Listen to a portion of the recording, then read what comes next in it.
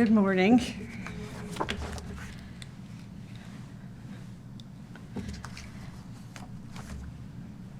Are we happy? Yes.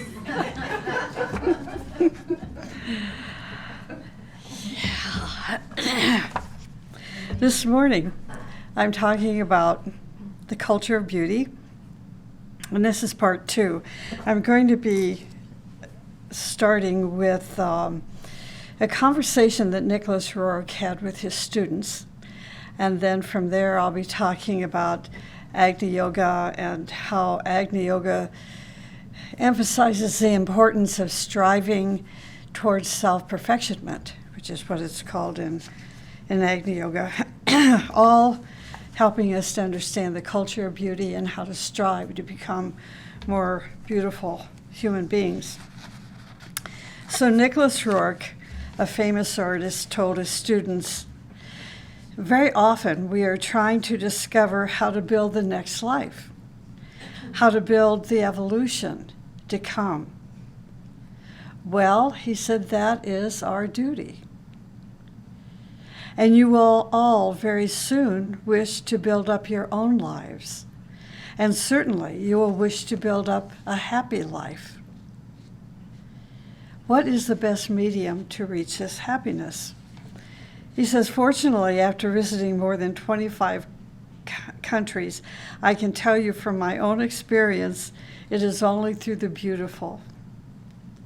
We are divided in so many experiences, and yet everywhere is the same feeling of the beautiful.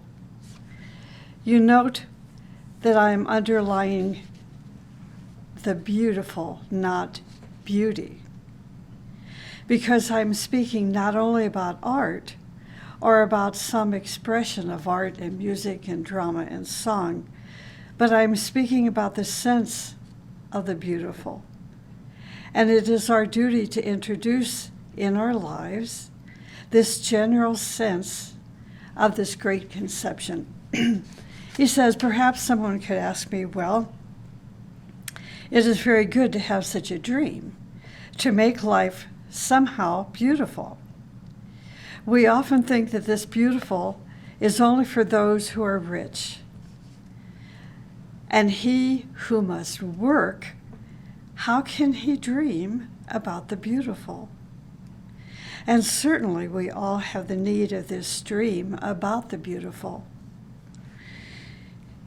In various countries, he says, I have seen many collectors, real workers in art, and some of them have been very poor. They have been the working class.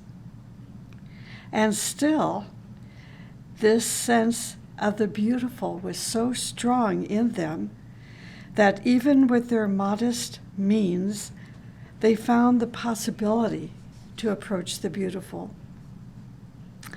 Rourke said the chief thing is to have this inner sense of the beautiful. So that story can be found in his book called The Realm of Light. This beautiful is in us. And when we realize this, we are going to realize that this is the greatest power that we have within us and within everyone. When Agni Yoga speaks about the culture of beauty, it is telling us to realize that when this greatest power, which is in us, is realized, then we will release this energy, and the energy will grow. When we realize it, then we release the energy, and the energy is going to grow. And in this group process, we are building the culture of beauty. Beauty is related to the future. Beauty and future creates striving in us so we can surpass ourselves and to advance on the road of perfection. Beauty actually comes into being when our spark of divinity unfolds in progressive steps. If you try to make yourself beautiful now, your efforts will make you more beautiful in the future. Agni Yoga calls a person to strive, saying that striving is a path of self-perfectionment. The path of Agni Yoga is a path of striving toward self-perfectionment, and beauty is the way. Through striving, the self purifies physical obstacles. Emotional striving provides aspiration toward higher beauties. On the emotional plane, striving purifies separative and negative emotions and attachments and makes our emotional world a pure channel for the activities of the spirit. Mental striving is aspiration toward great beauty, great knowledge, and depth. So you see how this whole process of the culture of beauty seems to be dependent on our consciousness. It's not just the physical beauty that is the predominant understanding of beauty in the minds of humanity. Most people think of beautiful as, with a human being is how they look, their outer structure. And Agni Yoga being the yoga of the future, saying, wait. Beauty is the path of the future.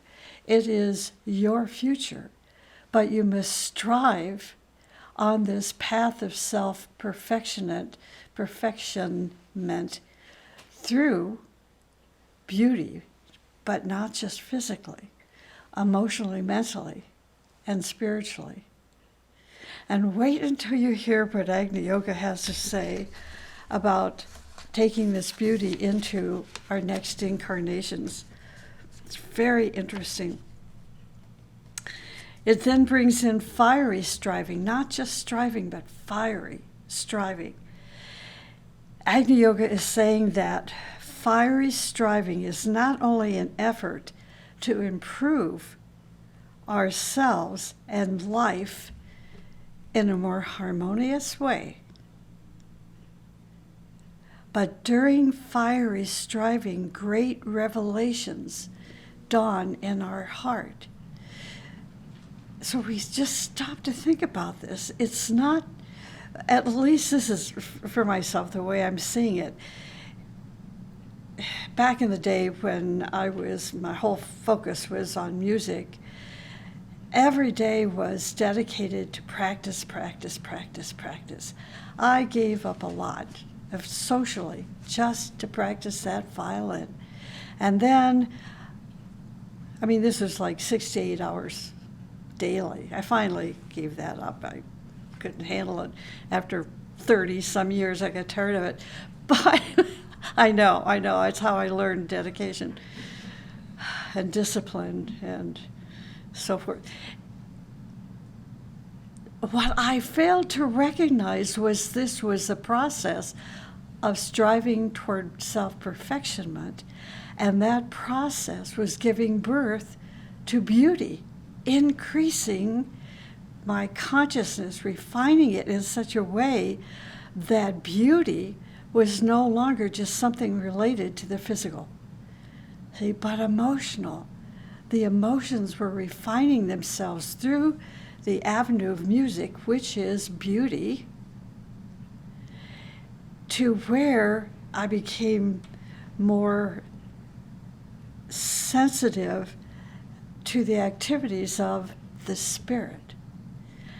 That then morphed into greater beauty in the higher mind.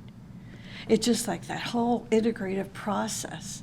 So now, understanding that fiery striving is not something to give you a present experience of success, but it is the continuity of success that you're taking from this life into your next and next and next.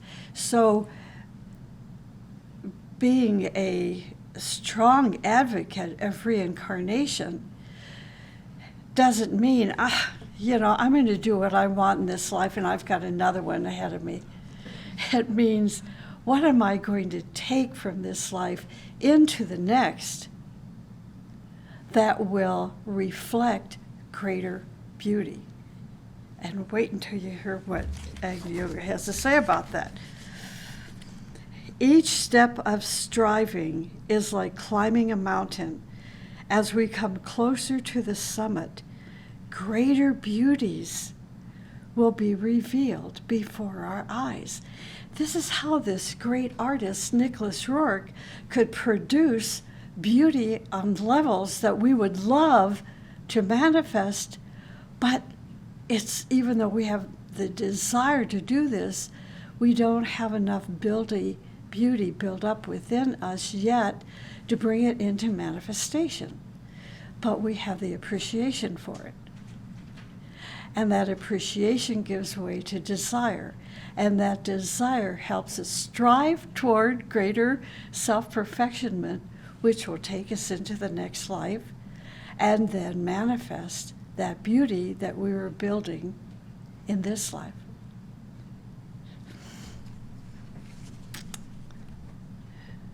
Fiery striving increases our self-confidence and evokes the trust of the higher world. Fiery striving destroys hindrances on the path of self-perfectionment. First is to realize the inner sense of the beautiful, the inner sense of the beautiful. And then to understand and engage in fiery striving.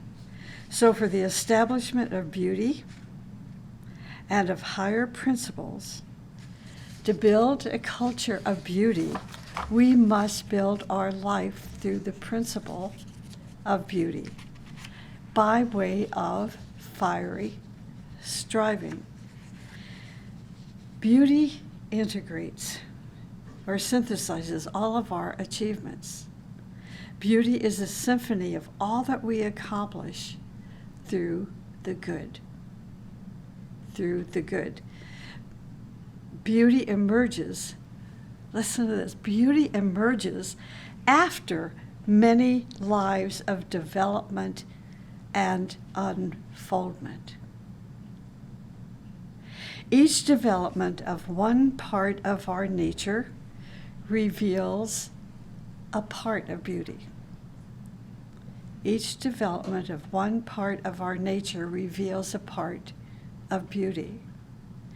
If we develop and unfold many parts of our nature, then beauty is going to emerge in greater complexity. The work in striving to make ourselves beautiful means to build our future. Emerging and increasing beauty will affect your physical, emotional, and mental life and their relationships. Your future beauty will reflect itself in your physical, emotional, and mental life and make them manifestations of beauty. Agni, the teaching of fire, explains that sometimes, now listen to this, really listen, don't let your mind go over to somewhere else. I'm not going to say where else, I'll never get done with the talk today. So much is going on. Anyway, at the teaching of fire, Agni explains that sometimes we are more beautiful than it is possible to express. Isn't that interesting? I just was fascinated with that. Agni teaching says, suppose you made your personality life 50% beautiful through real efforts in past lives. In this life, you are striving higher and higher. and you develop a greater beauty in your soul. And now, let's say at this point, 80%, 50, and now 80.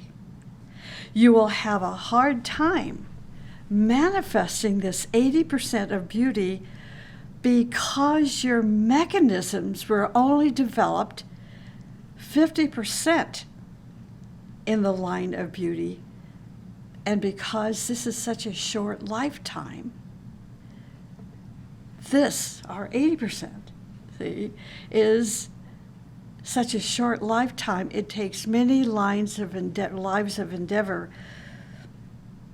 that did not reach that total fulfillment, 50 and 80. Thus, 80% of beauty will not be able to manifest through our physical, emotional, mental bodies because of environmental hindrances and the shortness of life. So don't give up.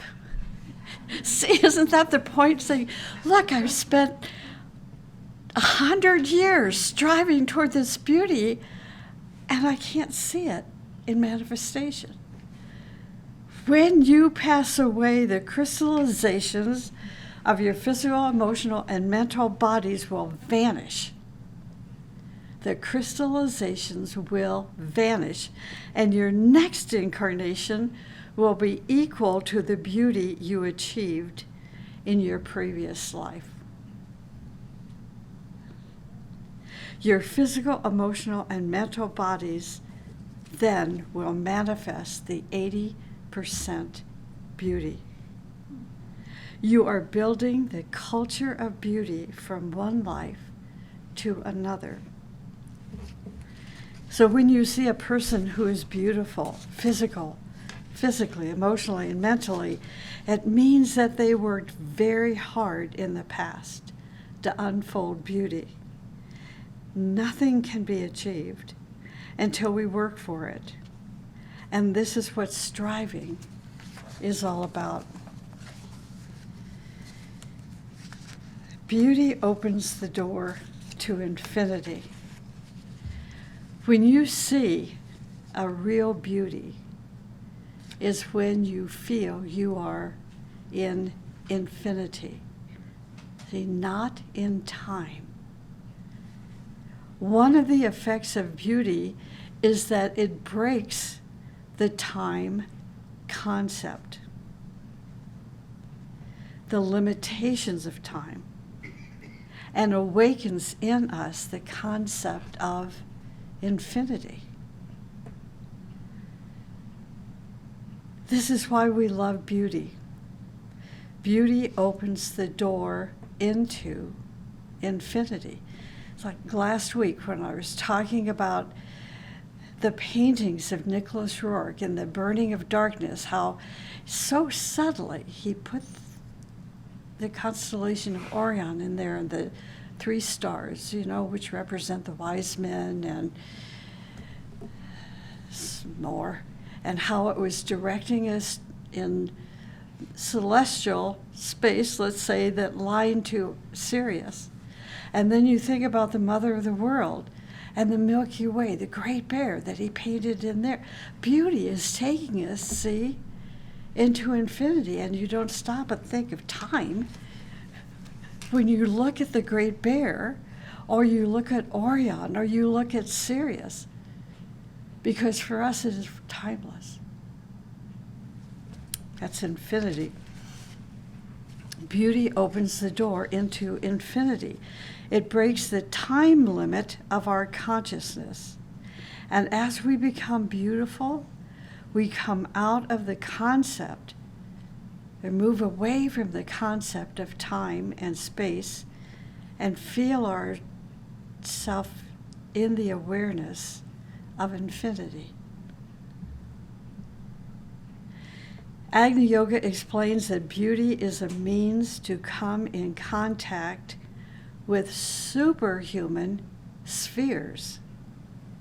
As we come in contact with superhuman spheres, we are coming in contact with infinity. We become spaceless and timeless because we go into our spiritual reality.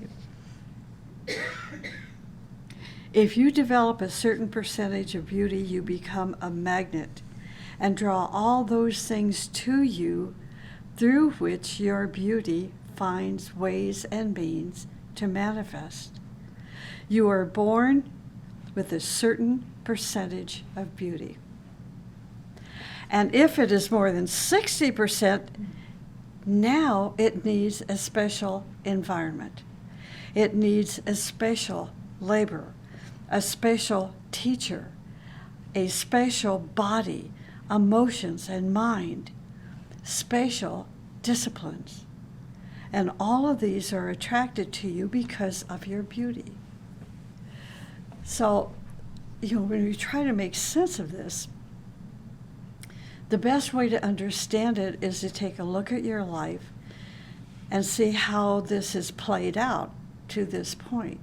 So I was thinking when it's saying that if you are born with more than 60%, it needs a special environment, right? We don't know what that special environment is until, in hindsight or retrospect, let's say you're 50 or 60 years old, now you can see the environment you were born into and how it was special to you to further develop yourself into the culture of beauty. A special teacher. When I think of all the teachers that put up with me, throughout my life, they developed a sense of refinement. All those many years of many music teachers, piano and violin and voice, bringing the awareness of this child growing into adulthood about the music of master composers. See, who would bring that beauty, that refinement of song and melody and color and sound in such a way that a mathematician would not have enjoyed. Of course, I'm not speaking from the voice of a mathematician. I can only imagine. But that's why special teachers are needed for us. If we're an artist, we come into this life with a 60% amount of beauty, then we need a teacher that has 80% or 90% or maybe 95% to teach us so we can manifest a greater element of beauty of that culture. See? We have to have a special teacher. Special disciplines. I tell you, when you take a teenager that is saying, no, I can't go out Friday night, I have to practice, that's a special discipline.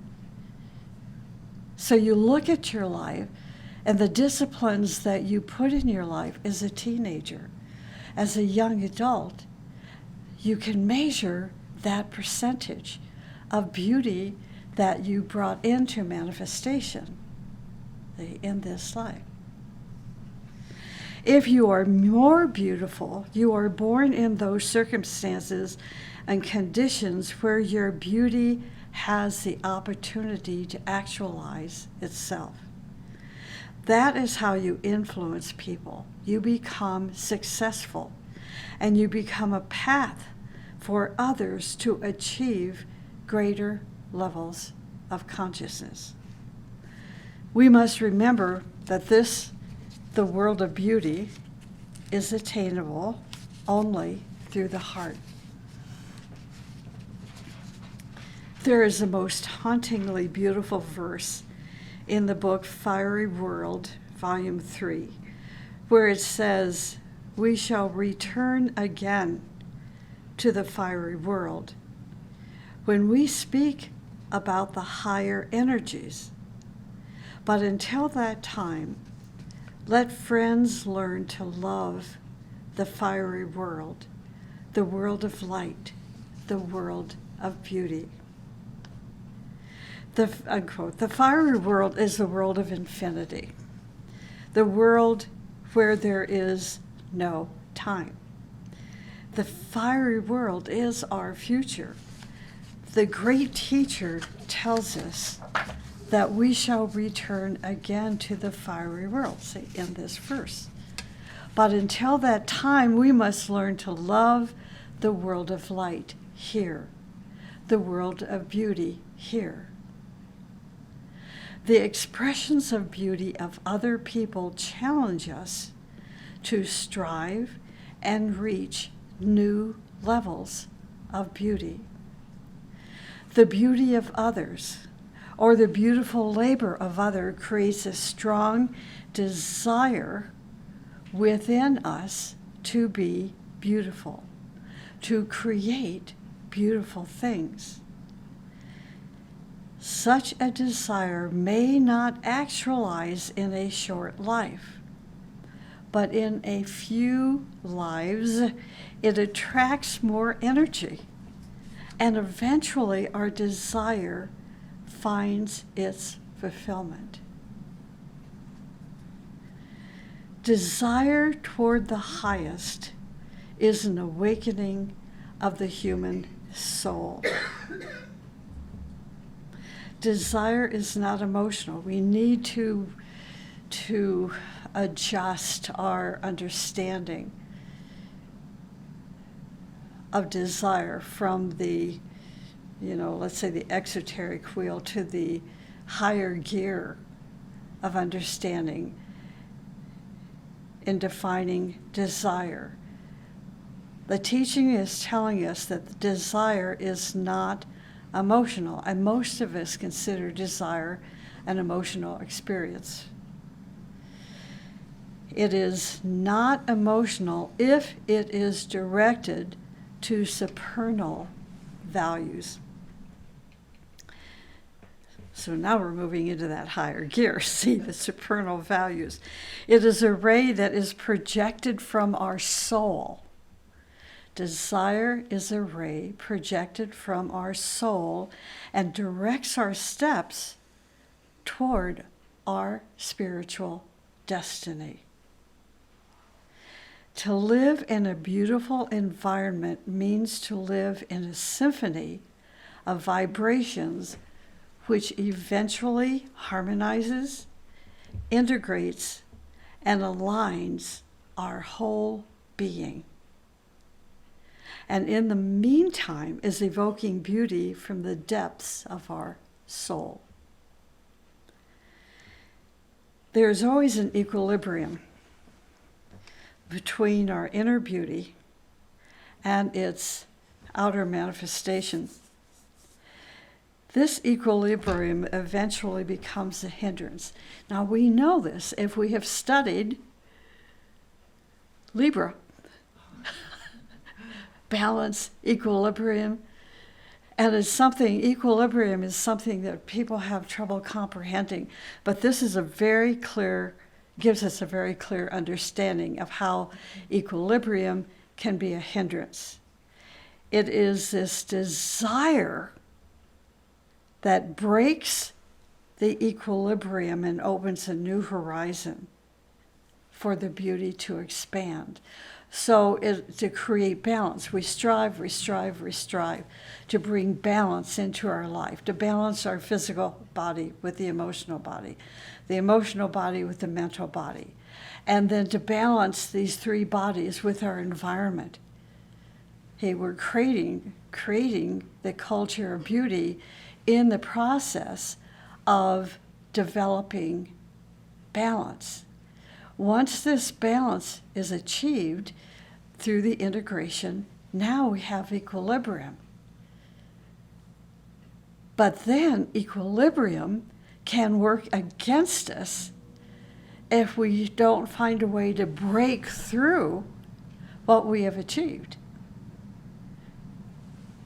So it's desire that's going to break the equilibrium and open a new horizon for the beauty to expand. This is why we can never stand still, never be satisfied with our accomplishment to date. Desire is a propelling force, a release of a ray of our human soul. It is like the thread of a spider through which it reaches its destination. And beauty is achievement on the path toward this destination. So we're going to build the culture of beauty from one life to the next and the next.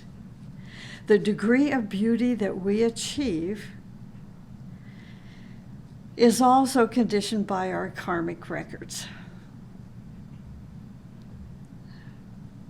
No one can advance in beauty if their karma does not allow them to bloom. Beautiful people are those people who, to a certain degree, have worked out their karma. Payment of karma clears our path toward self-perfectionism.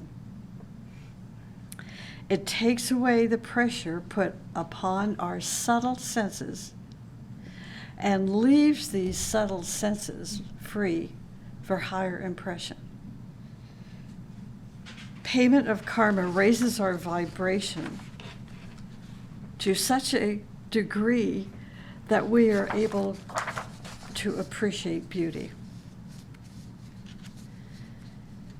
Beauty is related to the sense of intuition, to the power of, or the sense of intuition.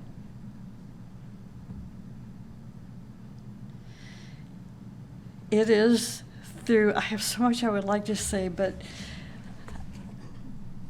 just intuit it. It is through intuitive moments that we gather the most precious jewels of beauty from spiritual and manifested realms.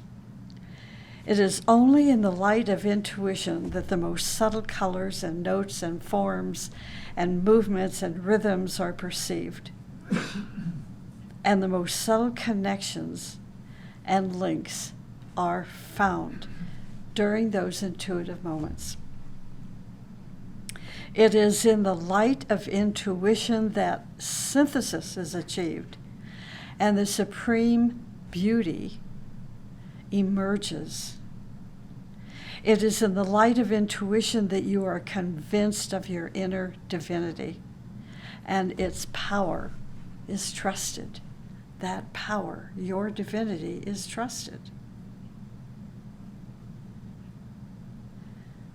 So we could talk a lot about this.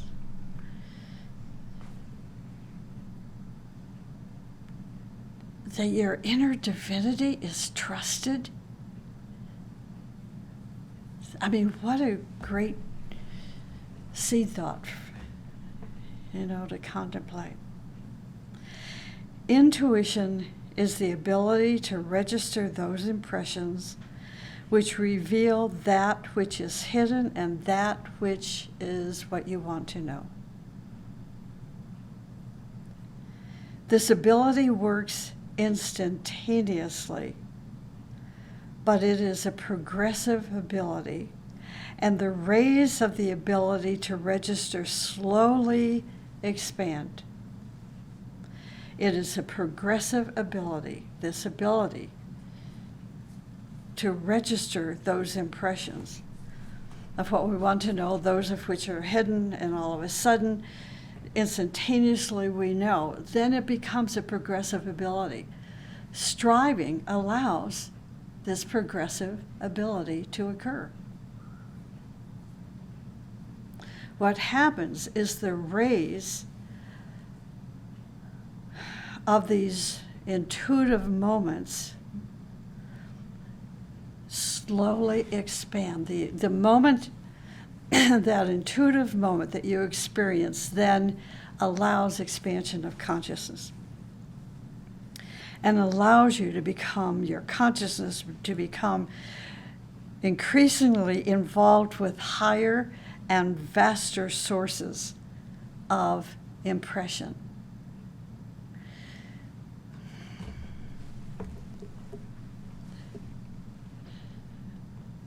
The thing is, I have to say this, the thing is, don't expect people to understand that impression. As you are manifesting an idea, bringing it into formation, trying to share this form, this beautiful form that's inclusive of incredible ideas that will cause your consciousness to soar into the fiery world, and you're giving that treasure to this friend in front of you, and they look at you like, what?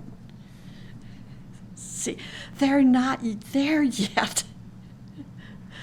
So that's frustrating.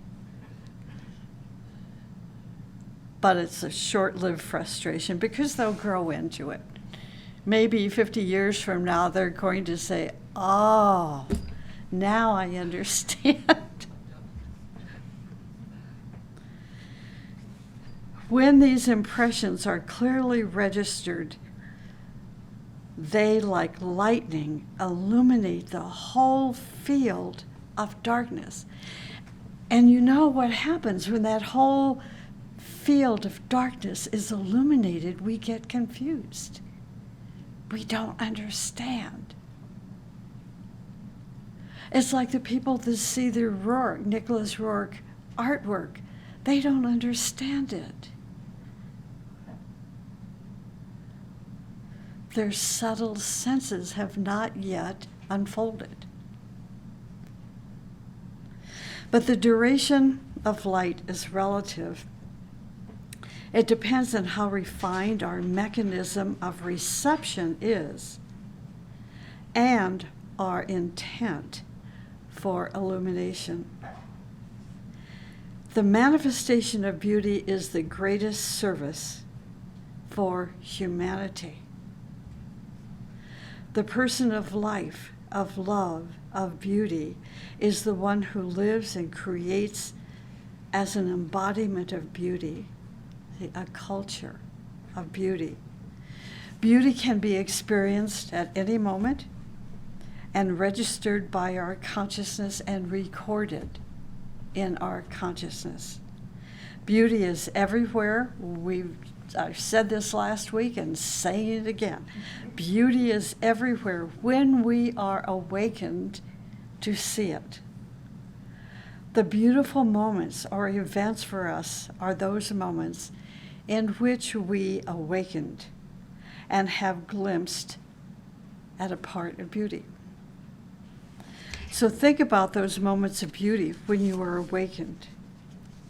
For example, the moment I met my spiritual teacher on the higher planes was a moment of awakening.